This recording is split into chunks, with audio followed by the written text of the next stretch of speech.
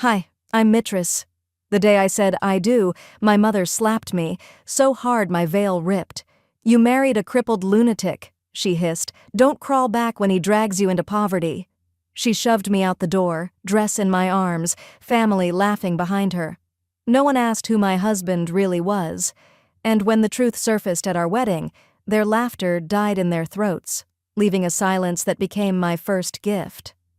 Before we dive in, what time are you listening, and where from? Drop a comment below. Your stories matter here. I used to believe a house could remember laughter, that the walls might hold a hymn longer than they hold a grudge. Walking back into Mama's foyer that afternoon proved me wrong. The polished floor still smelled of lemon oil, but the air tasted like judgment. My fiancé, Elijah, stepped in beside me, cane tapping once before he settled his weight. His old football injury made him favor the left side, yet he never asked for help. I admired that. Mama despised it. Geneva Montgomery drifted down the staircase in her Sunday best suit as though she'd been waiting on a cue. A porcelain smile appeared, thin as rice paper. "Welcome home, baby," she sang, then eyed Elijah's brace. The smile cracked. A colder face peeked through. I introduced them, voice steady. Elijah offered his hand. Mama avoided it. "You must be tired," she said, but the words landed like frost. She led us to the sitting room, portraits of ancestors staring from heavy gold frames. My older sister Tamara lounged on the sofa, manicured fingers scrolling her phone. She barely glanced up. Mama inhaled. "Let's not pretend," she said, dropping the syrupy tone. "You walk in here with a man who can barely stand, expecting applause? This family has a reputation." Elijah opened his mouth, but I squeezed his arm. "Our life isn't a headline," I told her. Mama scoffed. "It will be, when he drags you into bankruptcy." Then, louder so the kitchen staff could hear, "I raised you to marry strength, not cling to weakness." The next seconds blurred. Tamara muttered, "You brought this on yourself." Mama's ring caught the chandelier light as her hand lifted. The slap cracked against my cheek, sharp, metallic. I tasted copper. My veil, tucked under my arm for alteration, slipped free. Mama yanked it, fabric ripping like paper. "You're not wearing white in my church," she hissed. Silence fell. Even the grandfather clock seemed to pause. Elijah steadied me. His calmness only fueled Mama's fury. "Get out," she ordered, "and don't come crawling back when the pity money runs dry." No one stopped her. Not Tamara, not my two silent brothers, not even Daddy, who lingered in the hallway pretending to study the carpet pattern. I gathered my purse. Elijah lifted our overnight bag. The front door slammed behind us with a finality I felt in my ribs. Outside, the July heat wrapped around us. Elijah guided me to his dented sedan, the seatbelt clicking like the closing of a vault. We pulled away from the house that had been mine since birth. I watched the porch shrink in the mirror, cheek still stinging. 2 miles up the road, he whispered, "Are you all right?" "I will be." I breathed through the ache. "This isn't the end. You know that, right?" he echoed. I nodded, grateful for his certainty. The asphalt rolled beneath us, and my mind drifted to the first time we met. Downtown library, one rainy Thursday. A boy cried over a torn picture book. Elijah knelt, brace creaking, and fixed the page with transparent tape he carried just in case. I remember thinking his kindness filled the room more than any able-bodied swagger ever could.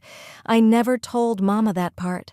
I never told her Elijah owned patents from custom reading devices he donated to schools. He preferred quiet purpose to loud praise. That suited me. Raindrops began peppering the windshield. Summer storms brew fast in Carolina. Wipers squeaked, a tired rhythm keeping time with my pulse. Elijah reached across the console, threading his fingers through mine. I didn't cry. Not yet.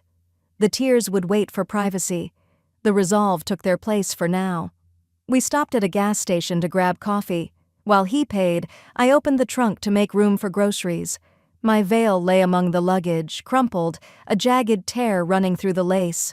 I smoothed it across my lap, fingertips tracing the ripped edge. The symbol hurt worse than the slap. Still, something inside me refused to toss it. I folded the veil gently, wrapped it in a spare t-shirt, and slid it into my suitcase. Elijah returned with 2 steaming cups. "We'll fix it," he said, noticing the lace in my hands. His tone was promise, not pity. I closed the trunk. The sky boomed overhead. Thunder rolled like distant drums. Driving toward the motel, I felt the first ember of determination spark beneath the bruise on my cheek. My mother thought exile would break me. She forgot the house doesn't hold the hymn, the singer does. But what my mother didn't know was what Elijah had never told anyone, not even me. It started with a letter, one I found wedged between pages of an old Bible. I whisper those words to steady myself because everything since Mama's slap feels like a free fall. A night wind rattles the motel's single-pane window. The neon vacancy sign outside hums like a tired cricket. Elijah sits at the little laminate desk, his shoulders curved over a cracked leather Bible that once belonged to his grandfather. Reading it is how he resets his compass when life tilts. I'm folding the thin motel blanket, pretending order matters, when a brittle envelope slips from between the psalms and flutters to the carpet. Elijah freezes. The paper is yellowed, edges soft as cotton. On the front, in fountain pen ink, Elijah T., for when they turn their backs. He lifts it with both hands, as if the thing might crumble. "I never noticed this pocket," he murmurs, voice low enough to keep motel secrets safe. He breaks the seal. A second later, his eyes widen, not with fear, but something close to recognition mixed with disbelief. "Elijah?" I move closer, the blanket forgotten. He reads in silence, lips moving, until finally he sets the letter beside the Gideon pamphlet that came with the room. "My grandfather. He left me more than stories." He taps the paper. "A trust. Hidden under a company no one links to me. Patents, medical devices, they matured years ago. It's worth—" His voice fails for a beat. "Billions, Mistress, with a B." My first thought is absurd. Mama would choke on that number. The second thought is sharper. Why didn't he ever claim it? Out loud, I ask, maybe too softly, "Why keep this buried?" He leans back, leg brace squeaking. "Because the world salutes money, not mercy." I wanted to stand on my own legs, figuratively anyway. I figured if people loved me broke, then love was real. But your mother declared war tonight and peace feels naive. I sink onto the edge of the bed, mind sprinting. Billionaire fiancé, torn veil, motel lamp buzzing overhead like a bad joke. Part of me tastes betrayal. Another part admires his quiet strength more fiercely. "You were afraid I'd see a dollar sign instead of you," I say. He nods, apology in his eyes. I exhale through pursed lips, letting the anger pass before it sticks. Money never fixed a broken family photo. It won't start now, but it can buy freedom. A memory flashes, Mama's voice bragging at church picnics about marrying up. The irony bites so hard I almost laugh. She spat the word burden at the man who could underwrite her entire social circle. I picture her face if she knew. Elijah reaches for my hand. "We could vanish tonight," he offers. "Take a flight west. Build a life where Montgomery gossip can't follow." The idea tastes sweet for a second, until I picture Mama's satisfied smile, the one she wears after winning a petty argument. "Disappearing would feel like surrender," I answer. The motel clock shows 2:14 a.m. I tell him I need to think. He stretches out on the scratchy bedspread, exhaustion claiming him almost immediately. I sit by the curtained window, veil in my lap. Streetlight strips flicker across the torn lace. I trace the rip again and again, each pass resurfacing a memory. Tamara's whisper, the sting of Mama's ring, my brother's silence. The ache flares, then settles into something solid. Not vengeance exactly, more like resolve hardened in a kiln. Dawn edges in, peach and gray. The world beyond the parking lot glimmers after overnight rain. I rise, fetch the iron Elijah used on his dress shirt, and press the veil on the tiny motel board. The fabric releases its creases but keeps the scar. Perfect. Elijah stirs. I fold the veil, tuck it in its tissue, and say to the room, "They meant this tear to shame me. I'll carry it like embroidery." He sits up, confusion fading into a soft smile as he sees the determination I didn't have 12 hours ago. "We're still getting married," I declare. "On our date, in our way. And when my mother arrives to gloat, she'll learn your full name, along with everything she threw away." Elijah rubs sleep from his eyes, the corners crinkling. "Then there's something I should give you," he says, handing me the letter again. "Knowledge is leverage." I tuck the envelope beside the veil. For the first time since the slap, my heartbeat feels steady. The path ahead will be messy, maybe ugly, but it will be ours. And so I made the first phone call. Not to my mother. To the venue manager she bullied into canceling everything. Larnell picked up on the second ring, breathless like he'd sprinted to the phone. "Mitrice Montgomery? Look, before you say anything, I'm sorry. I never wanted to cancel." I let him apologize 3 sentences longer than necessary, listening to guilt untangle itself. When he finally paused, I said, "Keep the garden. I'm still getting married. Same date." Silence, then a relieved laugh. I knew she was bluffing. "Your mama threatened to sue, said you were unfit." I stalled, kept the file on my desk in case you called. "I'm calling now." He promised the original contract would be reinstated by morning. I thanked him, hung up, and felt my spine lengthen. One blockade lifted, dozens left to move. The motel clock nudged past 8. Elijah had stepped out for coffee and returned with 2 paper cups and a grin. I shared the news. He toasted the air. To borrowed gardens turning into ours. We spent the next 3 hours building a plan no one from my family would see coming. Elijah's inheritance stayed buried behind his grandfather's company name. Every check would be written from that shell. He pulled out a tablet, scrolling vendor lists. I vetoed anyone Geneva ever complimented. Instead, we hired folks she'd humiliated. The seamstress whose daughter Geneva once called trashy for wearing a homemade dress, the florist Mama demeaned for arranging lilies instead of roses, and the jazz quartet she claimed sounded like bar music. Each said yes within minutes, some refusing deposits. By dusk, contracts signed, Elijah drove us to a thrift store on the edge of town. I found a vintage tea-length dress. Silk, simple. The seamstress, Mrs. Coulter, measured me beside a rack of prom gowns, tapping pins into the torn veil. "Your mother shredded this?" she asked, eyes narrow. I nodded. She smiled, wicked and warm. "Then we'll stitch the rip in silver thread so it shines." Back at the motel, my phone lit up with Geneva's latest post, a staged selfie of her clasping rosary beads captioned, "Pray for my child, lost to manipulation."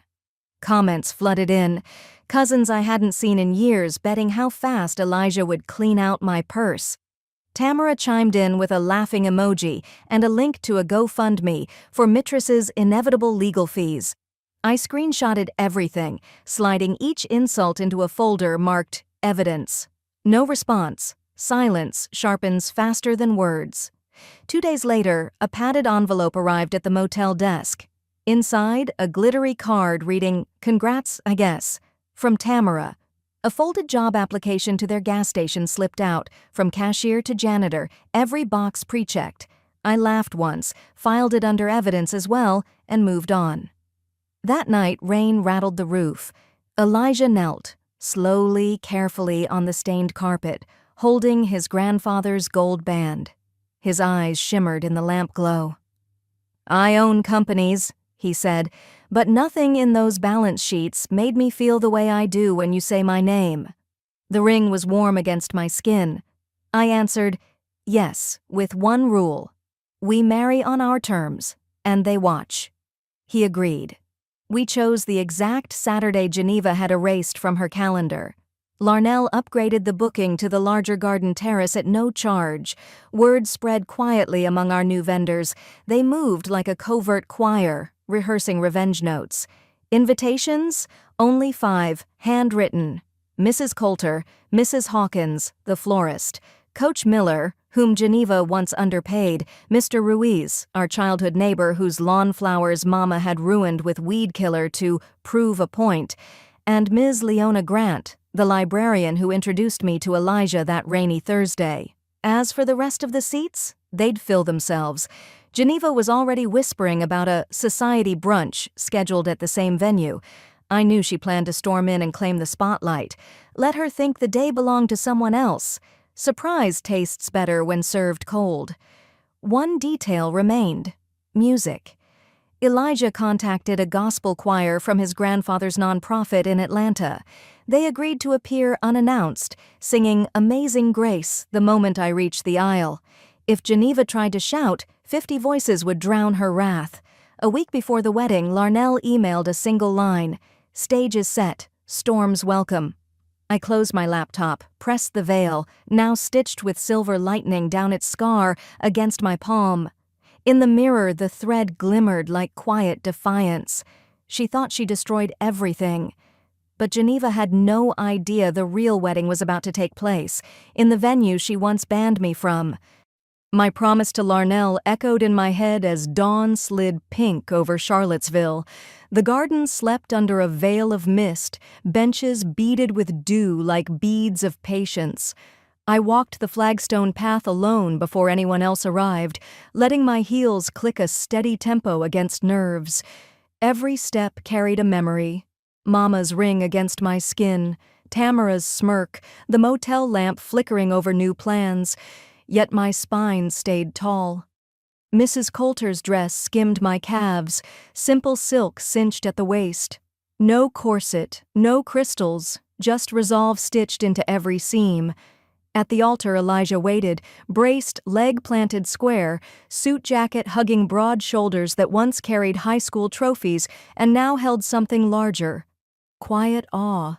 He scanned me from shoes to veil, silver light scar in full view, and his eyes answered all the questions I hadn't breathed aloud. Across the grass, Mrs. Hawkins nestled lavender among white chairs. She leaned in as I passed. "They'll remember today," she whispered, voice like hymn notes. I squeezed her hand. Guests trickled in, only 5, but each a chapter Mama tried to rip out of my history. Ms. Grant, the librarian who shielded me from bullies, signed the guest book with calligraphy flourishes. Coach Miller limped to the front row, knee still ruined from budget cuts Mama voted for at the booster meeting. Mr. Ruiz set a single sunflower on an empty seat honoring his late wife, the woman Mama labeled garden ignorant. Each face glowed with a quiet vindication that warmed the cool air. At 10 sharp, a guitarist plucked the opening bars of Grandma's favorite hymn. I turned the aisle into my own mile of reclamation, veil brushing my shoulders, lavender scent following. Halfway down, a thought rose clear. I am not here for their blessing. I am here because love is work, and work is holy. Elijah's smile steadied the final steps. The officiant, retired Judge Wallace, opened his leather folder.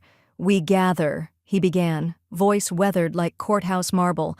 Then the gate hinges shrieked. Geneva stormed in wearing funeral black, 2 cousins flanking her like ill-trained bodyguards. My grandmother clutched pearls behind her. "What is this charade?" Mama's accusation cracked through the garden. Guests gasped. Birds scattered from the oak branches. Elijah pivoted slowly, cane grounded. "It's our wedding," he said, tone steady as case law. "Seats are there, gates are there, pick one." Mama's gaze cut to the torn veil, then to the modest crowd. "You hid here to shame me." I stepped off the altar, bouquet tight in my grip. "No shame, Mama, just truth." From the flowers I withdrew a folded document ribbon-tied in navy. The seal of Virginia shimmered. I held it so sunlight hit the embossed stamp. "Notarized statement of financial stewardship," I announced. Elijah Turner, anonymous benefactor to 42 nonprofits, heir to Thompson Medical Patents. I paused, letting numbers she worships take shape in her mind. "Our household will not be begging." Color drained from her cheeks. She opened her mouth, maybe to deny, maybe to grasp, but Judge Wallace cleared his throat. "Ma'am, as an officer of the court, I caution against defamation today. I do still hold my license." A ripple moved through the benches, first a hush, then a lone clap from Ms. Grant, joined by Mr. Ruiz, then everyone. Mama's cousins stepped back, even Grandma's shoulders sagged as though a weight she'd never admitted finally slid off. I met Mama's eyes, icy, bewildered, smaller than I'd ever seen. Without raising my voice, I told her, "You taught me reputation can buy anything, but it can't buy my silence anymore." She didn't walk out. She fled. And that's when my father stood up and finally spoke. My mother's footsteps faded through the garden gate, leaving a hush so complete I could hear my own pulse. Guests held their breath, unsure where to look after that public gut punch. Then a chair creaked. Daddy, Ellis Montgomery, rose from the second row, thinning hair catching late morning sun. He hadn't spoken more than 5 words to me in 2 years. Now his eyes fixed on mine, wet and unblinking. "You were right," he said. Gravel edged each syllable as though the sentence scraped its way out. He buttoned his blazer with shaky fingers and moved down the aisle, passing the librarian, the florist, the neighbor's mama despised. He stopped a few feet away, hands hanging like they'd forgotten purpose. "You were right," he repeated, softer. Judge Wallace closed his binder, signaling the ceremony could wait. The choir shifted, murmuring prayers. Daddy drew a breath that seemed to cost him.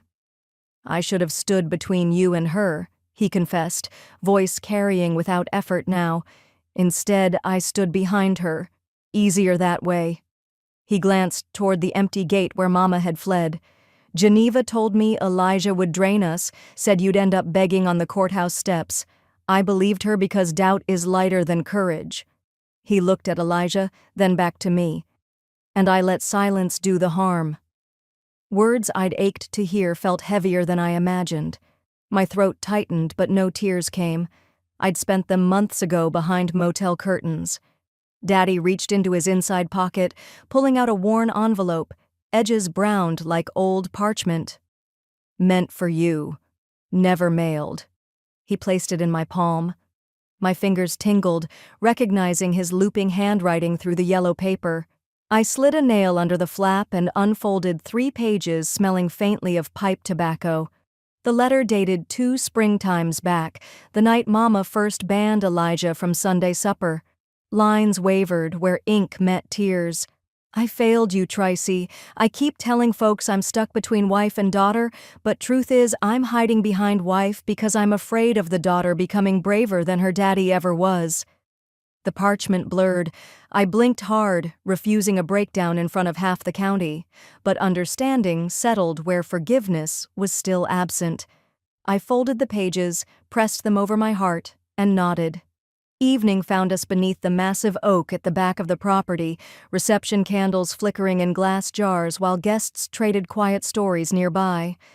Elijah gave us space, chatting with Coach Miller about joint pain remedies. Crickets began their shift.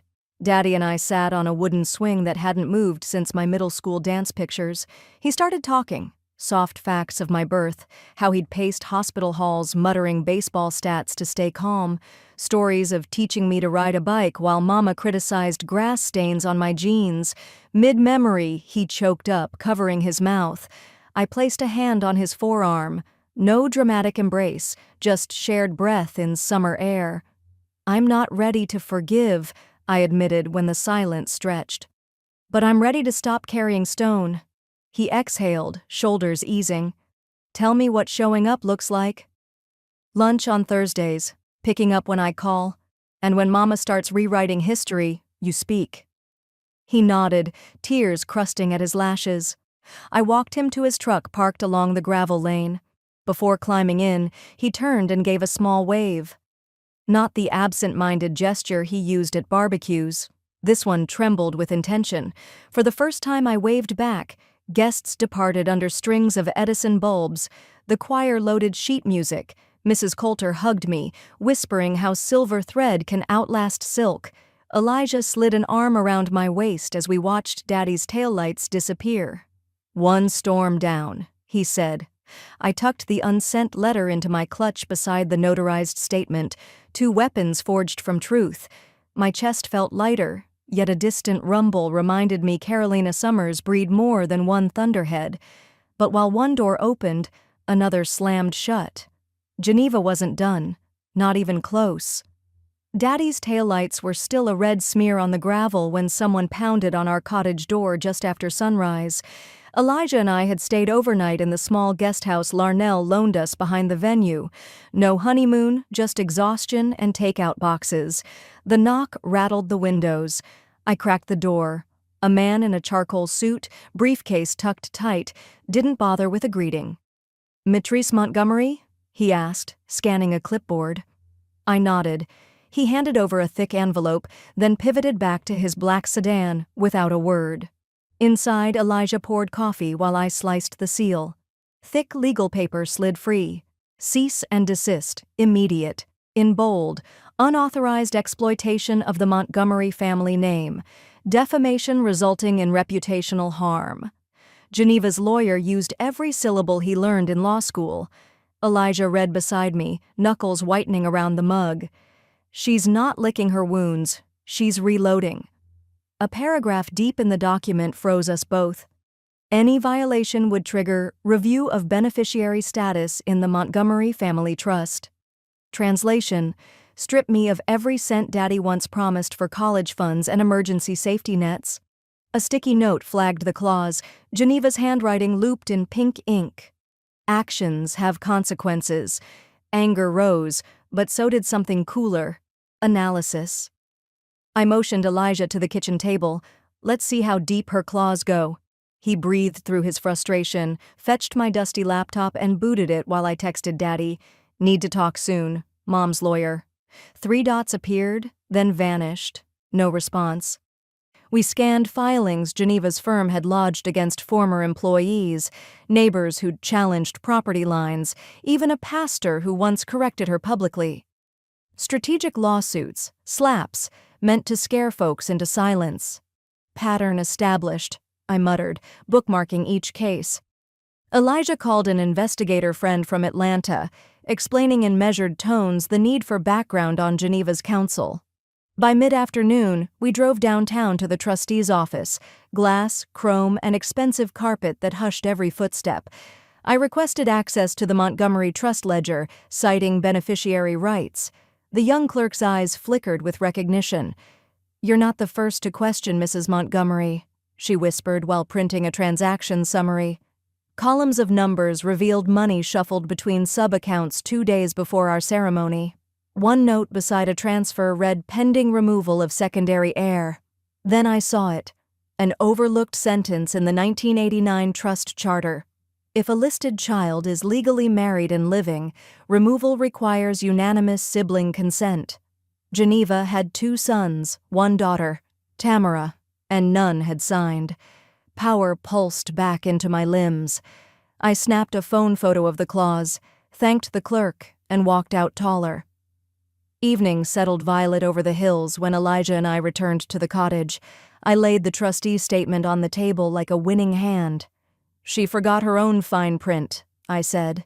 Elijah's grin was proud and weary. "I married a hurricane," he answered, echoing last night's vow.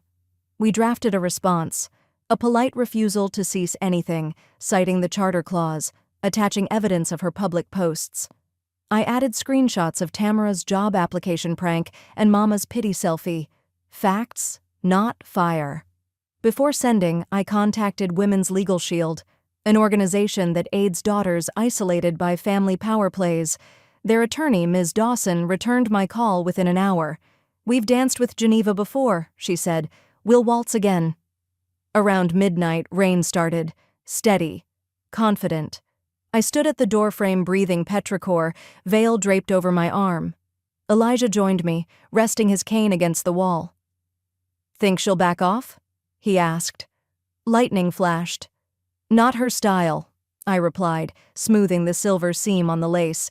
"But I'm done dodging." We emailed the legally grounded rebuttal at 12:07 a.m., copied to the trustee board and Ms. Dawson.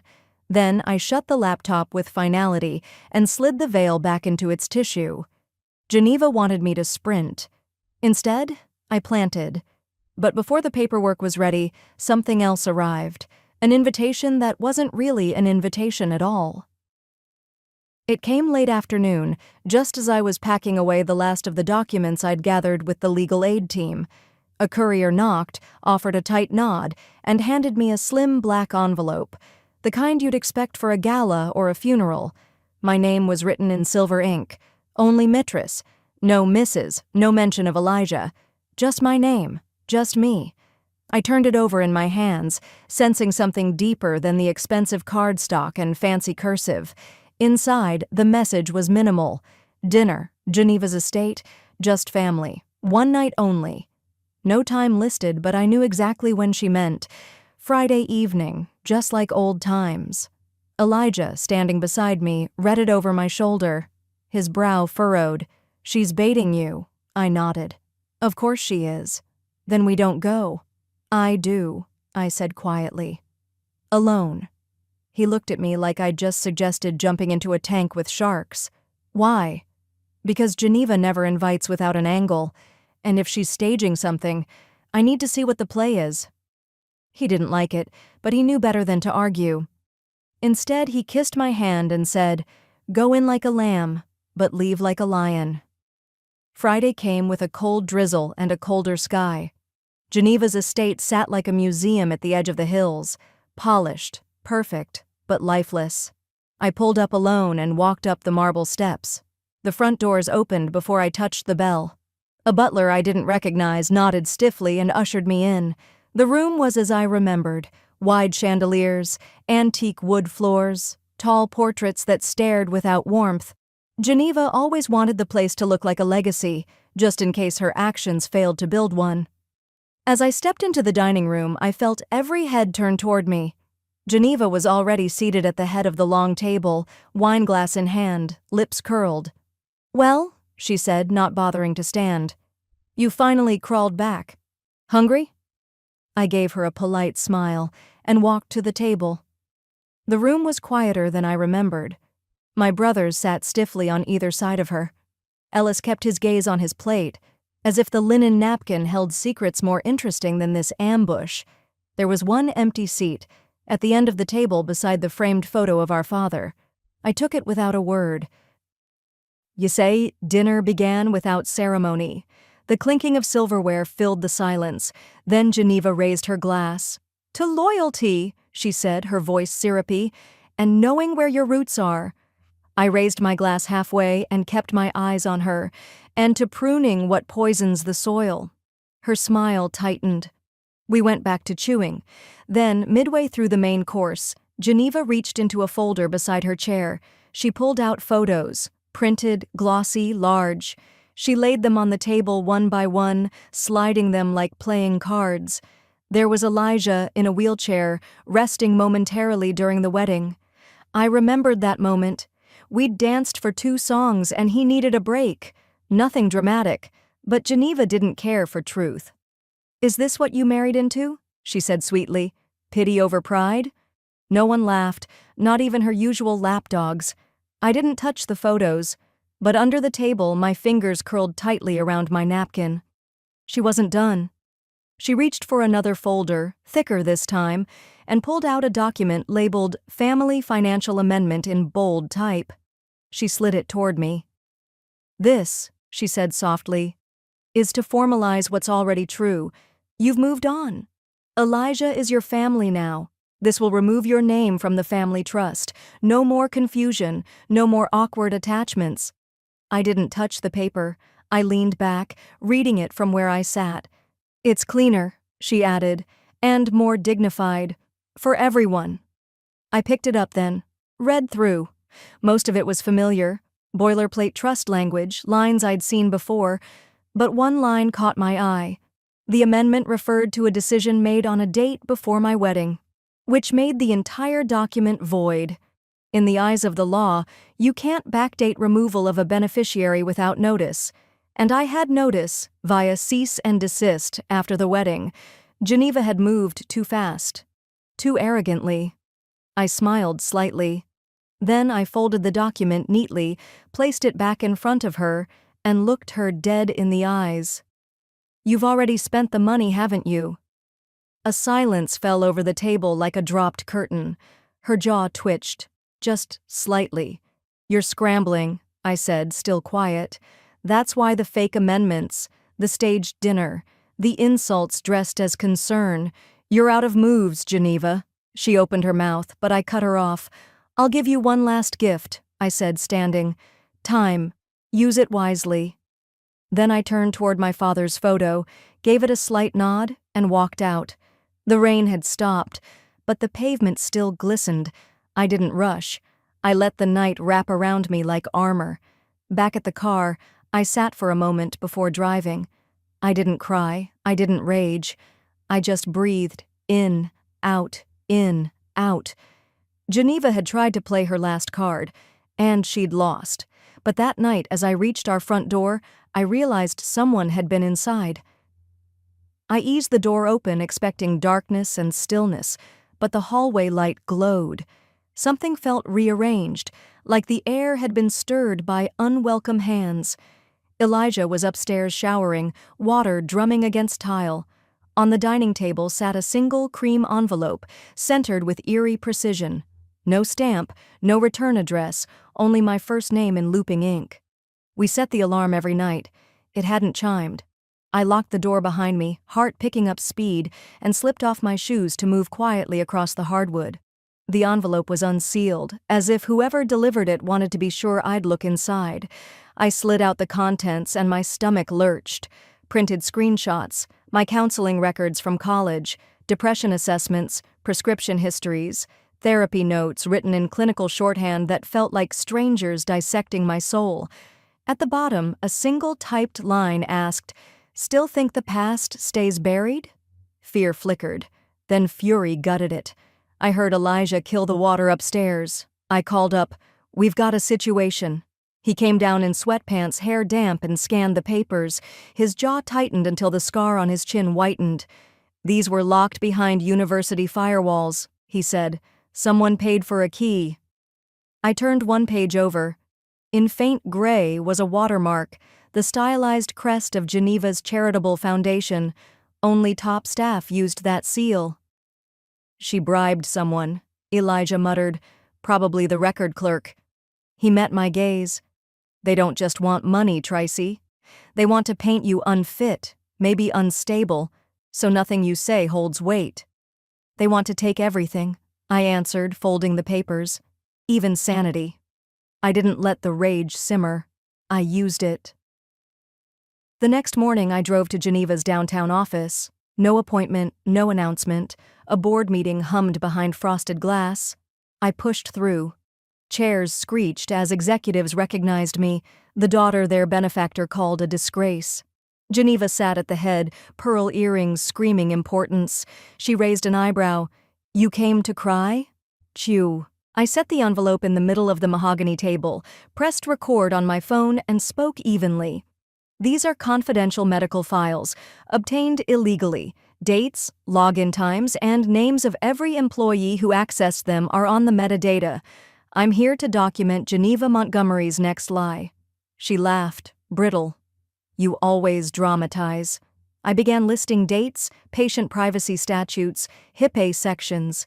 Voices shifted. A junior board member excused himself, eyes wide. Someone else muttered, "We had no idea." Geneva's lipstick smile faltered. That evening, Elijah and I sat across from a white-haired attorney recommended by his security contacts. She flipped through the files, whistling low. "This isn't just unethical," she said. "It's federal. Prison time is on the table for whoever facilitated access." She tapped a paragraph. "Your mother's foundation did. That's traceable." For the first time since this war began, I felt the balance tilt. My silence had never been weakness. It was a storm gathering data. We drove home under a sky heavy with thunder. I edited the boardroom audio into a short clip. Geneva, confident, sneering, captured saying, "Everyone has a price, even daughters." I posted it anonymously under the handle Spare Air. Within hours, Reddit threads exploded. By dawn, TikTok had memes of Geneva auctioning off family loyalty. Sponsors froze donations. A regional news station requested comment. Messages flooded my inbox, some supportive, some vicious. But the tide had turned. Geneva's groomed image cracked in prime time. I leaned back from the screen, exhausted but steadied by resolve. That's when my phone rang, an unknown number. I almost ignored it until I heard the voice on the other end whispering, "Tracy, it's Ellis. You have to get out. Now." Ellis's whisper still rang in my ear as Elijah and I sped through the night. Headlights carved quick tunnels in the mist while my brother's words looped, clearing the estate. Daddy's urn counted as clutter. I gripped the dash until my knuckles ached. Elijah didn't waste time with comfort. He understood that action, not reassurance, kept me steady. When we crested the hill, Geneva's mansion glowed like a ship preparing to sail. Rental trucks idled in the circular drive. Men in reflective vests ferried boxes out the front door. Ellis stood off to one side, arms folded, face tight with shame and urgency. I thanked him with a glance, then marched inside. The foyer smelled of fresh polish and final goodbyes. Tape guns snapped in distant rooms. I followed the sound of low jazz to Daddy's study. Geneva stood beside the mahogany desk, swirling red wine in a crystal glass. Movers edged around her, careful not to block her view. "You're late," she said, voice velvet over steel. "Everything sentimental is already on the truck." She tilted the glass. Ashes included. Pain pinched my chest, but anger burned hotter. My gaze swept the room, bookcases half-stripped, portrait hooks empty, until it landed on a cobalt vase half-hidden by drapery. Mama always said it clashed with the decor. Daddy loved it because Ellis made it in middle school art class. I walked to it, lifted the lid and saw a freezer bag tucked inside, marker labels smudged, "Property, Fred Montclair." My breath caught. They hadn't trashed him. They'd hidden him. I turned, cradling the makeshift urn. "Why keep him if you hated him so much?" My voice sounded distant. A tremor rippled through her satin blouse. "Because even the worst daughters don't really let go," she said, words so low I almost missed them. I set the bag on the desk and placed the vase beside it. "I didn't come to fight, Geneva. I came to close this." From my coat I took a sealed envelope and slid it across the wood. Inside is a pause on the lawsuit and the video, contingent on one thing. You sign. She eyed the envelope, suspicion warring with fatigue. Hands that never shook before trembled as she broke the seal. Her eyes scanned the pages, agreement to withdraw from the family trust, resign as foundation head, issue a public apology. The pen lay ready. Silence stretched. In the hallway, the movers' footsteps halted, news traveling faster than gossip. Geneva exhaled, shoulders sagging. She signed. One stroke, then another. Outside, men set boxes down carefully, almost reverently. Ellis stepped forward, shock widening his eyes. He wrapped me in an uncertain hug that grew sure when I didn't pull away. "You didn't destroy her," he murmured. "You made her face herself." I held Daddy's ashes close as Geneva walked past us toward the driveway. There was no dramatic exit, just a woman suddenly aware the crowd no longer followed when she turned. Weeks later, Elijah and I hosted a reception in a modest public garden. No string quartet, no monogrammed napkins. Just grilled chicken, mason jars of lemonade, and the rustle of early autumn leaves. Mrs. Coulter pressed my repaired veil into place, the tear now a silver lightning streak catching afternoon sun. A little girl in a polka dot dress tugged my sleeve. "Why's your veil ripped?" I crouched to her height. "Because it's real, and so am I." She nodded like that made perfect sense, then skipped off to chase bubbles floating from a toy wand. Laughter followed her, threading through friends and strangers who had become family by choice. Elijah raised a toast with sweet tea. "To truth that stands when storms end." Glasses clinked under the oaks. In that moment, I felt the ground steady beneath me. No longer soil Mama could scorch, but earth I had tended with patience and quiet power. Daddy's ashes rested in the cobalt vase on a picnic table, sun bouncing off blue glaze. I thought of Geneva somewhere beyond those trees, learning, for the first time, that control isn't the same as love, and losing one doesn't guarantee the other. Have you ever been underestimated by your own kin only to rise anyway, or found strength in the love others rejected? Tell me your story in the comments. I read every one.